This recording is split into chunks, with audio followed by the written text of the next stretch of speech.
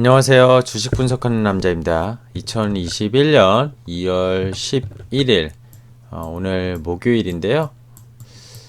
날씨가 이제 정말 따뜻해진 것 같아요. 그죠? 겨울 날씨는 아직 진행하고 있지만, 아무래도 정말 옛날 조상님들께서 음력으로 어떤 명절, 그리고 절기 이런 것들을 정한 게 정말 딱딱 들어맞는 게 정말 신기할 정도로 나이 들면서 참 실감하고 있습니다.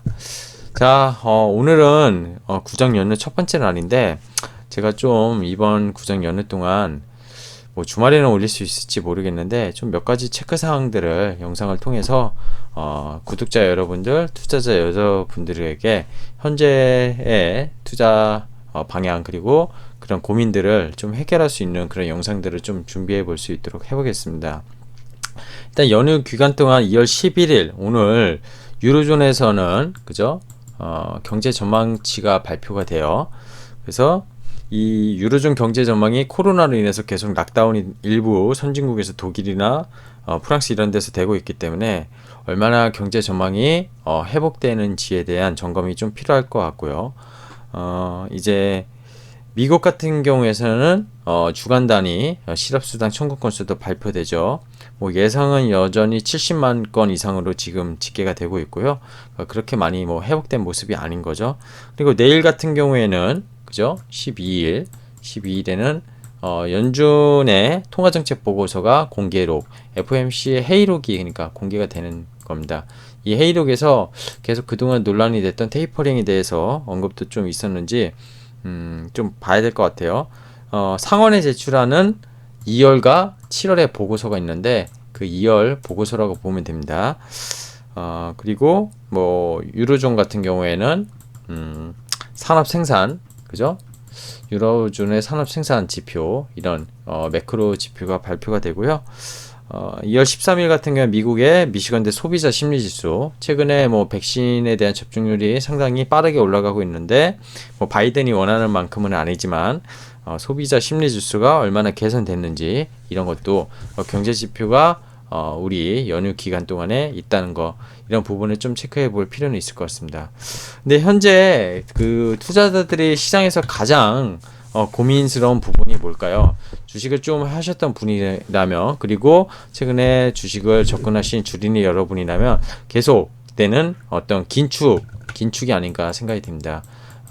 긴축이라는 건 여러 가지가 있을 텐데 이제 인플레이션이 나오면서 연준이나 각국의 중앙은행들이 돈을 풀었던 통화 완화 정책에 대해서 긴축을 할 수 있는 그런 부분 그리고 그렇게 되면서 인플레이션이 계속 올라가다 보니까 이제 금리가 올라가게 되는 그죠? 그렇게 되면은 금리가 올라가면 결국엔 주가 조정이 나오는 거 아니냐 이런 고민들을 계속 시장에서 던지고 있고 투자자분들 상당히 고민하는 걸로 알고 있습니다.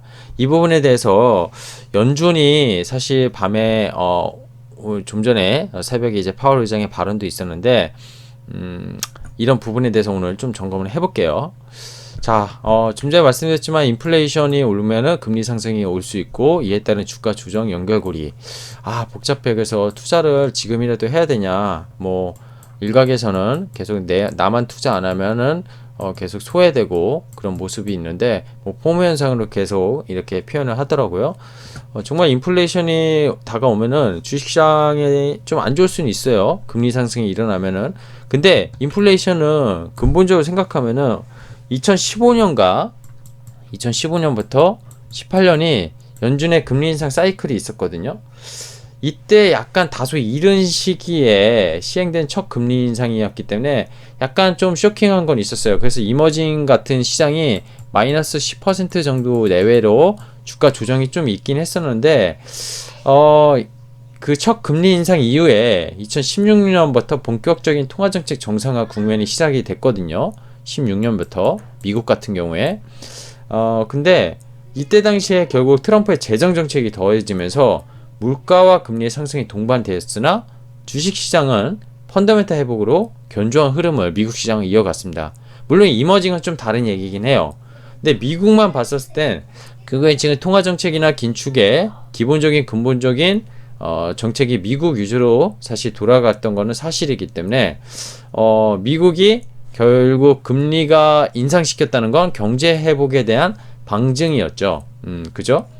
그리고 미국이 완전 고용 상태로 도달을 했었고 실업률도 워낙 낮아졌었고 그랬다가 결국 코로나가 이번에 이 통화 정책 정상화되는 과정을 다시 완화 정책으로 돌린 거였죠. 근데 이번에는 좀 다른 거 아니냐, 그죠? 어떻게 생각해야 되냐, 여러 가지 지표를 봐야 되는데 일단은 제가 가장 많이 보는 10년물 기대 물가 상승률 10-year break-even inflation rate라고 보는 연준에서 사이트를 제가 오늘자로 캡처해서 했는데 요거 날짜는 무시하시고요. 요거 보시면 2.21 2월 10일 2.22% 레벨을 넘어갔습니다. 즉 코로나 이전에 레벨이 한 1.8에서 1.7 정도 됐었거든요. 요게 넘어가다 보니까 지금 보시면은 그죠? 2018년 거의 고점 상단까지 올라갔고 요거를 추세적으로 뚫고 올라가려는 그런 모습이 보여요. 이러다 보니까 미국 채권 금리도 밤사이 1.18 레벨에서 끝났고요. 미국채 레벨이 지금 1.5% 정도까지 백신 효과로 더 올라가는 거 아니냐. 그죠? 미국채 10년물이 1.5%까지 올라가면은 이거 상당히 진짜 금리 인상이 가팔라지는 거 아니냐 이런 고민들을 계속 할 수밖에 없다는 거죠. 그냥 이렇게 지표상으로 보면. 근데 연준이 사실 가이던스 잡은 건 완전 고용, 그죠? 완전 고용과 원래 인플레이션 이 두 가지였거든요. 근데 기존에 이 ALT라는 Average Inflation Targeting 작년 9월에 나왔던 평균 물가 목표제 이걸 도입하기 전에는 인플레이션 목표는 항상 2%였고요.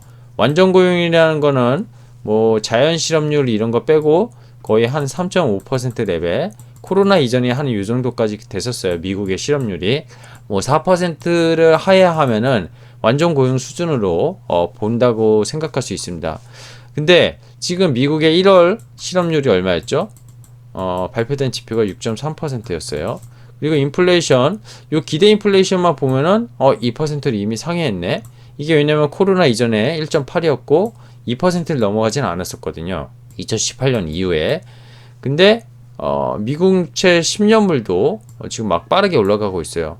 그리고 인플레이션 기대 이게 올라가니까 미국 채권 10년물에서 요거에서 팁스 물가채를 뺀 게 사실 요 기대 인플레이션인데 이 2.2%를 상회하고 계속 올라가고 있다는 거는 결국 인플레이션을 시장에서 인정해야 되는 거 아니냐 이런 논란이 계속 나오는 거죠. 다음부터 볼게요. 이번에 유가입니다. 유가.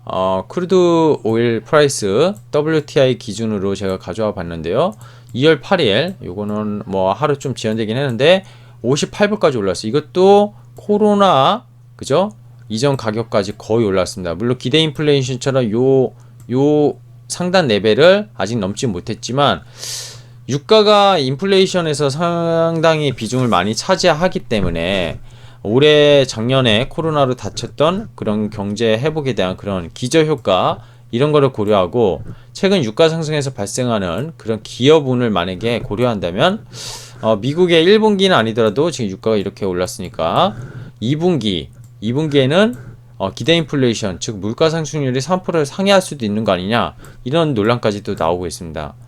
근데 저는 이렇게 생각해요. 연준이 결국 평균 물가 목표제도 지금 도입을 했지만 아직 이걸 구체적으로 가이드를 제시하지는 않았지만 왜냐면 너무 빠르게 진행되지는 않았기 때문이죠. 근데 올해 1분기 1월 달에 좀 가파르게 진행된다고 좀 시장에서 우려를 계속하면서 테이퍼링 즉 자산 매입에 대한 그런 다시 완화를 긴축하는 그런 모습 노이즈가 계속 나왔었죠. 근데 2분기까지 만약에 가파른 금리 상승이 나오고 유가도 이렇게 상승해서 기대 인플레이션 그리고 물가 상승률이 상당히 올라간다면 결국 일드 커브 컨트롤 그렇죠? 장단기 국채 금리 이제 컨트롤을 하는 그런 정책이라든지 이를 제어하는 다른 시도를 할 가능성이 매우 지금 연준의 입장에서 봤을 때는 크다고 저는 판단합니다. 결국에는 테이퍼링과 금리 상승에 대한 언급이 언론에서 계속 노이즈는 되고 있지만 그리고 일부 연준 위원들이 1월에 기대 인플레이션 브레이크 이븐 인플레이션이 2% 상회하고 그리고 미국채 금리도 1%를 상회하고 가파르게 올라가다 보니까 계속 이런 발언들이 나왔지만 최근에 옐런 장관도 미국의 재정부양책 지금 바이든이 추가 부양책 쓰려는 1.9조 달러 이거 강력적으로 공화당이 지금 반발은 좀 있지만 이거를 해야지만 내년에 완전 고용이 가능하다 이런 말도 했고요. 파월 의장도 뭐 이런 연준 의원들의 발언들을 약간 입막음은 아니지만 오히려 부인하면서 현재 통화와 옐런의 현재 재정 정책 이런 것들을 상당히 강조하고 있다는 게 핵심이죠. 그럼 얘네 둘이 이 파월 의장과 옐런이 장관이 뻥카 치는 거 아니냐 또 이렇게 생각하실 수 있어요. 근데 오늘 밤에 또 파월 의장의 발언이 있었습니다. 뭐라고 했죠? 파월 의장이 나를 믿어라, don't worry. 이렇게 거의 발언을 했다고 해도 거의 맞다고 봅니다. 저는 미국의 노동 시장이 완전 회복, 완전 고용이죠. 옐런과 거의 결을 맞췄고요. 경제 회복을 위해서 저금리를 유지하겠다. 금리 인상 없다. 자산 매입 이어가나 했다. 테이퍼링 없다. 긴축 없다. 오늘 말한 겁니다. 오늘 1월에도 말했죠. 그죠? FOMC 회의 때도 말했어요. 이분이 계속 구라를 계속 이렇게 연속적으로 치다가 야 다음 달에 테이퍼링 해 이런 말을 할까요? 연준의 수장이 중앙은행의 수장이 옐런 장관이 재무부 장관인데 갑자기 그렇게 할까요? 지금 왜냐면 저임금 노동자 이번에 코로나로 인해서 다 아시겠지만 국내뿐만 아니라 전 세계가 부익부 빈익빈 이게 그죠? 엄청 심해졌어요. 그죠? 부익부 빈익빈 미국의 테크 기업이 다 실적이 엄청나게 좋고 그죠? 뭐 자영업자들은 어려운 것도 마찬가지라고 저는 보고요. 국내도 마찬가지죠. 국내 1월 실업률이 제가 봤더니 5.3% 94년 이후에 거의 최저치라고 하더라고요. 아 최고치 최고치죠. 그만큼 지금 자영업자들이나 실업자들 정말 힘들잖아요. 그리고 저임금 노동자들은 정말 지금 일거리도 없고 벌이도 없고 너무 힘들어요. 근데 임대업자들 거의 일부를 제약은 임차료 낮춰줄 생각도 안 하고 우리나라 지금 금융권 같은 경우 어떤 생각을 갖고 있죠? 뭐 고소득자라고 하지만 계속 긴축하고 있어요. 마이너스 신용대출, 뭐 원리금 상환해야 된다, 뭐 DTI 들이대면서 부동산 잡겠다면서 이런 것들을. 그러니까 정부에서는 되게 걱정을 하는 것 같으면서도 실제적으로 집행되는 것들을 우리나라는 좀 반대 방향으로 가고 있는 게 아닌가. 약간 우려스러운 생각도 듭니다. 어쨌든 지금 그 얘기를 하면은 또 한도 끝도 없을 것 같아서 어쨌든 이 저임금 노동자 국내나 미국이나 마찬가지죠. 일자리를 얻을 수 있을 만큼 경제가 회복되기 위해서 참을성 있게 수능적인 통화 정책을 펴야 된다. 참 보면은 파월 의장이 미국 같은 경우에도 정말 이때 이 연준이 어떻게 보면 기득권이라고 할 수 있는데 지금 워낙 코로나 다친 그런 서민들을 위해서 계속 이런 의견을 피고 있습니다. 근데 결국 이 의견을 피는 이유는 궁극적인 목표는 저는 이거 같아요. 옐런 장관도 마찬가지지만 바이든이 대통령이 추진하는 1조 9천억 달러 지금 공화당의 반대가 있는데 이거를 촉구하기 위해서 블룸버그는 분석했고 저도 비슷한 생각입니다. 이 연준이 이 저임금 노동자들 밑바닥에 있는 서민들까지 구제할 수 있을까요? 정말로? 그냥 이 통화정책 저금리랑 자산 매입 이어가면은 결국 부자들만 계속 부자 될 수밖에 없는 우리나라랑 비슷합니다. 지금 그런 상황이에요. 자 1월 기준 미국의 실업률 6.3%라고 아까 말씀드렸고 근데 파월 의장이 또 이를 자세히 측정하면 약 10%에 이를 것으로 내다봤다. 이게 왜죠? 통계치에 들어가지 않는 그런 여러 가지 자영업자, 뭐 여성, 그죠? 사각지대에 있는 그런 것까지 다 봐야 된다는 겁니다. 그렇게 되면은 실업률은 워낙 안 좋다. 이렇게 얘기를 한 거죠. 그래서 이렇게 저는 봅니다. 인플레이션에 대한 최근 이슈를 좀 오늘 점검해 봤는데 미국물 10년물 국채 요 레벨 좀 많이 올라갔어요. 작년 연말에 1% 이하에서 어떻게 보면 1%라고 기준하면은 20% 가까이 지금 넘게 오른 거잖아요.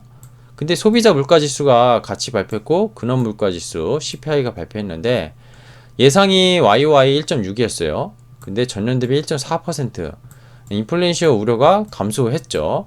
예상보다도 안 나왔고 근원 CPI 같은 경우는 더. 근데 이게 유가가 최근에 올라가고 있는 게 다음 달에 또 조금 안 좋아질 수는 있을 것 같아요. 그리고 연준이 파월 의장 발언 좀 전에 말씀드렸지만 이 실업률 10% 엄청 큰 거예요.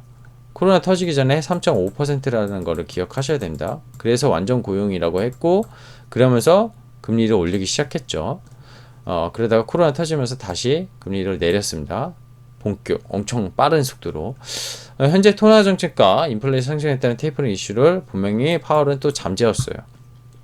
또 이슈가 있었죠. 유럽에선 독일에 대한 경제 봉쇄가 지금 원래 2월 중순까지 우리나라처럼 그렇게 돼 있었는데 또 한 달 연장하면서 이런 소식도 있었고요.